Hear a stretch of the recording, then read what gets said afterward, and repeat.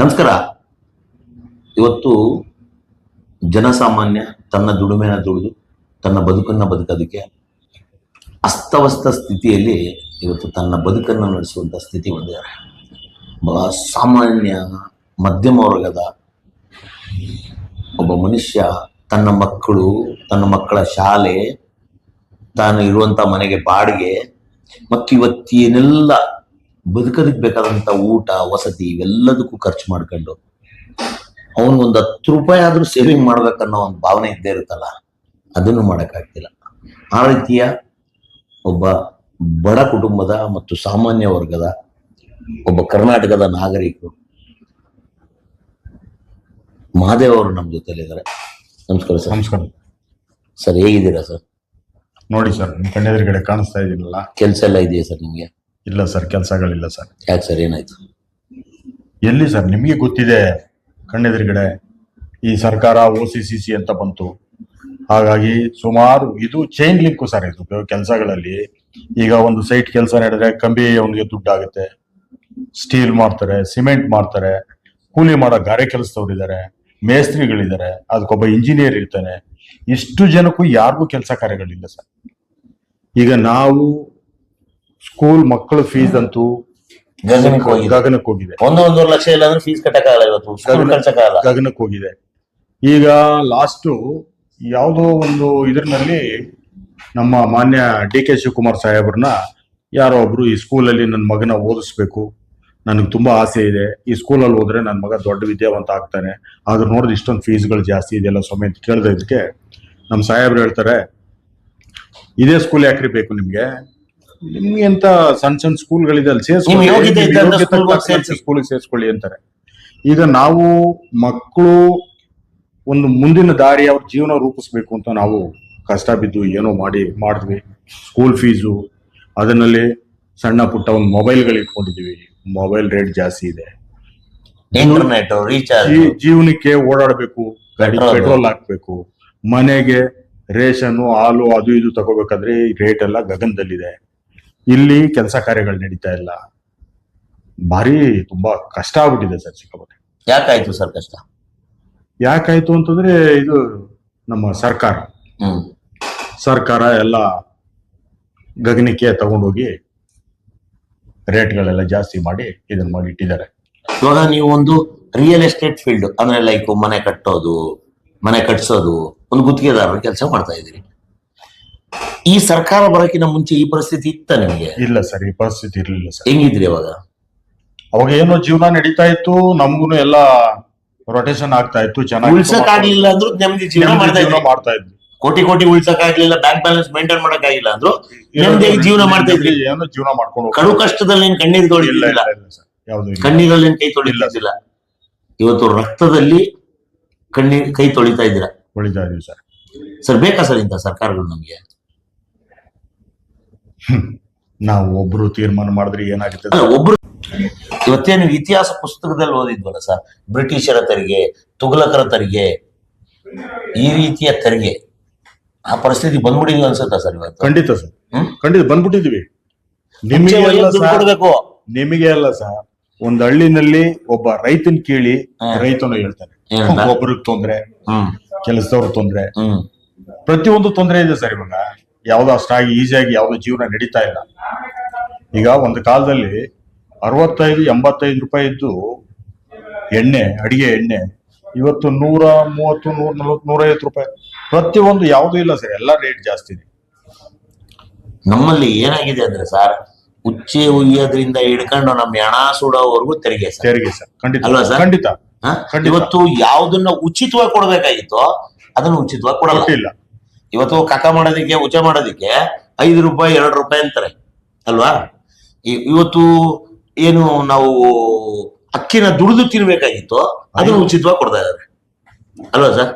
ಇವತ್ತು ಇದೆಲ್ಲ ಒಂದು ಕಷ್ಟದ ಪರಿಸ್ಥಿತಿ ನೋಡೋದಕ್ಕೆ, ಅಥವಾ ಇವತ್ತು ಕರ್ನಾಟಕದ ಪರಿಸ್ಥಿತಿ ಅಧಂಪತನಕ್ಕೆ ಹೋಗೋದಕ್ಕೆ ಪಂಚ ಯೋಜನೆಗಳು ಅನ್ಬೋದು ಸರ್. ಖಂಡಿತ ಸರ್. ಅಲ್ವಾ ಸರ್? ಖಂಡಿತ ಸರ್. ಒಂದು ಕಣ್ಣಿಗೆ ಬೆಣ್ಣೆ, ಇನ್ನೊಂದು ಕಣ್ಣಿಗೆ ತುಪ್ಪ ಸೌರಂತ ಕೆಲಸ ಮಾಡ್ತಾ ಇದ್ದಾರೆ. ಖಂಡಿತ ಸರ್. ಖಂಡಿತ ಸರ್. ಯಾವುದೋ ಒಂದಿಷ್ಟು ಜನಗಳನ್ನ ಓಲೈಸೋದಿಕ್ಕೆ ಅಂದ್ರೆ ಇವತ್ತು ಪ್ರತಿಶತ ಸರ್, ನಾವು 75 ವರ್ಷ ಆಯ್ತು ಸರ್ ನಮ್ಮ ಒಂದು ಸ್ವತಂತ್ರ ಪಡೆದು. ನಾವು ಸಮೃದ್ಧ ದೇಶ, ಚಿನ್ನ, ಒಡವೆ, ಬಂಗಾರ ಎಲ್ಲವೂ ಇದ್ದಂತ ದೇಶ. ಅದೇನು ವಿಜಯನಗರ ಸಂಸ್ಥಾನ ಕಾಲದಲ್ಲಿ ಈ ವಜ್ರಗಳನ್ನ ಅಳೆದು ಕೊಡೋರಂತೆ. ಮಾಡ್ತಾ ಇದಿರುತ್ತೆ. ಅಂಥದನ್ನ ನಮ್ಮನ್ನ ಬಡ ದೇಶನ ಮಾಡಿ ಇವತ್ತು ಇನ್ನೂ ಇವ್ರು ಹೇಳ್ತಾರೆ ಇನ್ನೂ ಬಡವರ್ಗ ಇದೆ, ಇನ್ನೂ ಬಡವರು ಇದ್ದಾರೆ, ಅವ್ರಿಗೆ ಅಕ್ಕಿ ಕೊಡ್ತೀವಿ, ನೀರ್ ಕೊಡ್ತೀವಿ, ರೋಡ್ ಕೊಡ್ತೀವಿ ಅಂತ. ಯಾವ್ದು ಸರ್ ಇವೆಲ್ಲ ಯೋಜನೆ? ಎಲ್ಲಿದೆ ಸರ್? ಎಲ್ಲ ಅಷ್ಟೇ. ಇವತ್ತು ಚಿನ್ನ 1 ಗ್ರಾಮ್ ಎಷ್ಟಿದೆ ಸರ್? 13,000 ರೂಪಾಯಿ. 13,000 ರೂಪಾಯಿ. ಇದ್ರಲ್ಲಿ ಸೇರಲ್ ಅಳಿತಾ ಇದ್ದವ್ರು 13,000 ತಗೊಂಡು ಎಲ್ಲೂ ಹೋಗ್ತೀರಾ ಸರ್? ಅಲ್ವಾ? ಇವತ್ತು ಸೈಟ್ ವ್ಯಾಲ್ಯೂ ಎಷ್ಟಿದೆ ಸರ್? ಎಲ್ಲವೂ ಜಾಸ್ತಿ ಆಗಿದೆ. ಎಲ್ಲ ಜಾಸ್ತಿ ಇದೆ. ಎಲ್ಲವೂ ಜಾಸ್ತಿ ಆದ್ಮೇಲೆ ಮನುಷ್ಯನ ದುಡಿಮೆನೂ ಜಾಸ್ತಿ ಆಗ್ಬೇಕಲ್ಲ? ಇಲ್ಲ, ಅದು ಆಗ್ತಾ ಇಲ್ಲ. ಮನುಷ್ಯನ ದುಡಿಮೆ 0 ಆಗ್ತಾ ಹೋಗ್ತಾ ಇದೆ, ಬೆಲೆಗಳು ಮಾತ್ರ ಗಗನಕ್ಕೆ ಹೋಗ್ತಾ ಇದೆ. ಇವತ್ತು ರಾಜಕಾರಣಿಗಳು ತಮ್ಮ ಆಸ್ತಿಗಳನ್ನ ಓಪನ್ ಆಗಿ ಇಡ್ಲಿ ಸರ್ ಮುಂದೆ. ಸರ್, 100 ಕೋಟಿಗಿಂತ ಕಮ್ಮಿ ಇರುವಂತ ಯಾವ್ದಾದ್ರು ಒಬ್ಬ MLA ನಮ್ಮ ಕರ್ನಾಟಕದಲ್ಲಿ ಇದಾನ? ಇಲ್ಲ ಸರ್. ನಾನು ಬರೀ 100 ಕೋಟಿ ಮಾತ್ರ ಹೇಳ್ತಾ ಇದ್ದೀನಿ ಸರ್. ಇವಾಗ ಜಾತಿ ಸಮೀಕ್ಷೆ ಅಂತ ಒಂದು ತಗೊಬಂದು ಬಡವ್ರ ಹತ್ರ ಬಂದು, ನಿಮ್ಮ ಹತ್ರ ಕಾರ್ ಇದೆಯಾ, ಕಲರ್ ಟಿವಿ ಇದೆಯಾ, ಸ್ಕೂಟರ್ ಇದೆಯಾ, ಚಿನ್ನ ಎಷ್ಟಿದೆ, ಬೆಳ್ಳಿ ಎಷ್ಟಿದೆ, ಇದೇನ್ ಜಾತಿ ಸಮೀಕ್ಷೆನ ಏನ್ ಸಮೀಕ್ಷೆ ಸರ್? ಇಲ್ಲ, ಅದನ್ನ ನಾನು ಕೇಳಿದೆ, ಇದೇನ್ ಜಾತಿ ಸಮೀಕ್ಷೆ ಮಾಡ್ತಾ ಇದ್ರು ಅಂದ್ರೆ ಇಲ್ಲ, ಓವರ್ ಆಲ್ ಸಮೀಕ್ಷೆ ಮಾಡ್ತಾ ಇದೀವಿ, ನಿಮ್ಮ ಆರ್ಥಿಕ ಮತ್ತು ಜಾತಿ ಪ್ರತಿಯೊಂದನ್ನು ಸಮೀಕ್ಷೆ ಮಾಡ್ತಾ ಇದೀವಿ ಅಂತ. ಅಲ್ಲ ಸರ್, ಈಗ ಆಯ್ತು ಸರ್, ಈ ಜಾತಿ ಸಮೀಕ್ಷೆನಲ್ಲಿ ನೀವು ಇಷ್ಟೆಲ್ಲ ಮಾಡಿ ನನ್ನನ್ನು ಕೇಳ್ಬೇಕು ಅಂದ್ರೆ, ಈಗ MLA MP ಗಳು ಇವರೆಲ್ಲ ಇಷ್ಟು ಜನ ಇದ್ದಾರೆ, ಎಲ್ಲ ಒಂದು ಸಮೀಕ್ಷೆ ಕೊಟ್ಟಿರ್ತಾರೆ. ಅವ್ರ ಮನೆ ಆಸ್ತಿ ಎಲ್ಲ ಪಕ್ಕ ಕೊಟ್ಟಿದಾರ? ಇದು ಅದ್ಭುತವಾದ ಪಾಯಿಂಟ್ ಕೇಳಿದ್ರಿ ಸರ್. ಪಕ್ಕ ಕೊಟ್ಟಿದ್ದಾರೆ ಸರ್. ಹಳ್ಳಿಗಳಲ್ಲಿ ಜನಗಳು ತಿಳುವಳಿಕೆ ಇಲ್ಲದೆ ಇವ್ರು ಹೋಗಿ ಅವ್ರಿಗೆ ಹೇಳ್ತಾರೆ, ಏನಿಲ್ಲ ಸುಮ್ನೆ ಲೆಕ್ಕ ಬರ್ಕೋತೀವಿ ಅಷ್ಟೇ. ಅದು 61 ನಂಬರ್ ಬರ್ಕೊಂಡು ರೇಷನ್ ಕಾರ್ಡ್ಗಳು ಕ್ಯಾನ್ಸಲ್ ಮಾಡ್ಬಿಟ್ಟಿದ್ದಾರೆ. ರೇಷನ್ ಕ್ಯಾನ್ಸಲ್ ಮಾಡ್ಬಿಟ್ಟಿದ್ದಾರೆ. ಹೌದಾ? ರೇಷನ್ ಕಾರ್ಡ್ ಕ್ಯಾನ್ಸಲ್ ಆಗಿದೆ. ಕ್ಯಾನ್ಸಲ್ ಆಗ್ಬಿಟ್ಟಿದ್ದಾವೆ ಸರ್. ನಿಮ್ಮ ಹತ್ರ 2 ವೀಲರ್ ಗಾಡಿ ಇವೆಲ್ಲ ಇದ್ಮೇಲೆ ನಿಮಗೆ ರೇಷನ್ ಹತ್ತಬೇಕು, ನೀವು ಅನುಕೂಲವಾಗಿದ್ದೀರಾ? ಓಕೆ, ತುಂಬಾ ಸಮೀಕ್ಷೆ ಹಿಂದೆ ಈ ಕುತಂತ್ರ ನಡೀತಾ ಇದೆ ಅಂತ ಹೇಳ್ತೀರಾ? ಇದೆ ಇದೆ.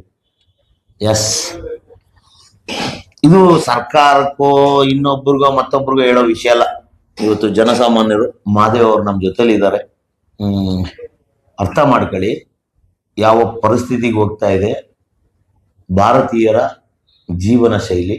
ಇವತ್ತು ದೇಶ ವಿದೇಶಗಳೆಲ್ಲ, ಸ್ಪೆಷಲಿ ವಿದೇಶಗಳೆಲ್ಲ ಯಾವುದೋ ಮಟ್ಟಕ್ಕೆ ಹೋಗ್ಬಿಟ್ಟಿದೆ. ಆದರೆ ಭಾರತೀಯನ ಮಾತ್ರ ದಿನೇ ದಿನೇ ತನ್ನ ಒಂದು ಒತ್ತಿನ ಮುದ್ದೆಯ ಕೂಳಿಗೂ ಒದ್ದಾಡುವಂತ ಪರಿಸ್ಥಿತಿ ಬಂದು ನಿಲ್ತಾ ಇದ್ದಾನೆ. ಇದೆಲ್ಲದನ್ನು ಯೋಚನೆ ಮಾಡಿ, ಆಲೋಚನೆ ಮಾಡಿ, ಸರಿಯಾದ ಯೋಜನೆ ಮಾಡಿ ಮುಂದಿನ ನಿರ್ಧಾರ ಕೈಗೊಳ್ಳಿ. ಇವತ್ತು ಸಾಮಾನ್ಯರ ಪರಿಸ್ಥಿತಿ, ಒಬ್ಬರನ್ನ ಮಾತ್ರ ಮಾತಾಡ್ಸಿದ್ದೀವಿ ನಾವು. 7 ಕೋಟಿ ಜನರಿರುವಂತಹ ಕರ್ನಾಟಕದಲ್ಲಿ ಸುಮಾರು ಒಂದು 10 ಲಕ್ಷ ಜನ ಮಾತ್ರ ಸಾಹುಕಾರರಂತ ಎತ್ತಿಟ್ರೆ 6,90,00,000 ಜನ ಬಡ ಮತ್ತು ಮಧ್ಯಮ, ಆ ವಸತಿನೂ ಇಲ್ದಿರಂಗೆ, ಜಾಗನೂ ಇಲ್ದಿರಂಗೆ, ಫುಟ್ಪಾತ್ ಅಲ್ಲಿ ಇರುವಂತಹ ಜನರನ್ನೆಲ್ಲ ಸೇರಿಸ್ಕೊಂಡ್ರೆ ಸುಮಾರು 6,90,00,000 ಜನ ಉಳಿತೀವಿ. ಈ 7 ಕೋಟಿಲಿ 10 ಲಕ್ಷ ಜನ ಮಾತ್ರನೇ. ಅದರಲ್ಲೂ ಒಂದು 5% ತೆಗೆದ್ರೆ ಒಂದು ಲೆವೆಲ್ ಅಲ್ಲಿ ಇರೋರು, ಅದರಲ್ಲೂ ಇನ್ನೊಂದು 5% ತೆಗೆದ್ರೆ ಇನ್ನೊಂದು ಲೆವೆಲ್ ಅಲ್ಲಿ ಇರೋರು, ಟಾಪ್ ಲೆವೆಲ್ ಅಲ್ಲಿ ಎಲ್ಲ ಇರೋರೆಲ್ಲ ರಾಜಕಾರಣಿಗಳಂತ ಘಂಟಾಘೋಷವಾಗಿ ಯಾರು ಬೇಕಾದ್ರೂ ಹೇಳ್ಬೋದು. ಯಾಕಂದ್ರೆ ಇವತ್ತು ಕನಿಷ್ಠ 100 ಕೋಟಿ ಕಮ್ಮಿ ಯಾವೊಬ್ಬ ರಾಜಕಾರಣಿನೂ ಇಲ್ಲ. ಇವತ್ತು ನೀವು ಸಮೀಕ್ಷೆ ಮಾಡಿಸ್ಬಿಡಿ, ನಿಮ್ಮ ಒಂದು ಯಾರು ಪಂಚಾಯತಿ ಅಧ್ಯಕ್ಷರು ಮಾತಾಡಿಸಿ, ಅವರು ಕನಿಷ್ಠ 1 ಕೋಟಿ ಮೇಲೆ ಇದ್ದಾರೆ. ಅವ್ರ ಆಸ್ತಿ ಬಿಟ್ಬಿಡಿ, ಅವ್ರು ಕಟ್ಟಿರೋ ಅಸೆಟ್ಸ್ ಮನೆಗಳನ್ನೇ ಲೆಕ್ಕ ಹಾಕಿ ಸಾಕು, ಅವರು ಕನಿಷ್ಠ 1 ಕೋಟಿ ಮೇಲೆ ಇದ್ದಾರೆ. ನಿಮ್ಮ PDOಗಳ ಮನೆಗಳು ನೋಡಿ, ಕನಿಷ್ಠ ಅವರು 1 ಕೋಟಿ ರೂಪಾಯಿ ಮನೆ ಕಟ್ಟಿದ್ದಾರೆ. ನಿಮ್ಮ ಇಂಜಿನಿಯರ್ಗಳ ಮನೆ ನೋಡಿ, ಅವರು ಕನಿಷ್ಠ 1 ಕೋಟಿ ರೂಪಾಯಿ ಕಟ್ಟಿದ್ದಾರೆ. ಓವರ್ ಆಲ್ ಆಗಿ ಇವತ್ತಿನ ಸಿಸ್ಟಮ್ನ ಸರ್ಕಾರಗಳಾಗಿರ್ಬೋದು, ಸರ್ಕಾರಿ ಅಧಿಕಾರಿಗಳಾಗಿರ್ಬೋದು ಒಕ್ಕಲೆಬ್ಬಿಸಿ ಇವತ್ತಿನ ಸಾಮಾನ್ಯ ಮನುಷ್ಯನಿಗೆ ನೀವು ಖಂಡಿತವಾಗ್ಲೂ ಎಳ್ಳು ನೀರು ಬಿಟ್ಟೇ ಬಿಡ್ತೀರಾ. ಇದು ಶತಸಿದ್ಧ. ನಿಮ್ಮ ಒಂದು ಆಳ್ವಿಕೆಯ ಕಾಲದಲ್ಲಿ ನಾವು, ನಮ್ಮ ಮಕ್ಕಳು, ನಮ್ಮ ಮೊಮ್ಮಕ್ಕಳು ಬದುಕ್ತಾರಲ್ಲ, ಅದು ದೊಡ್ಡ ದೌರ್ಭಾಗ್ಯ. ನಮಸ್ಕಾರ.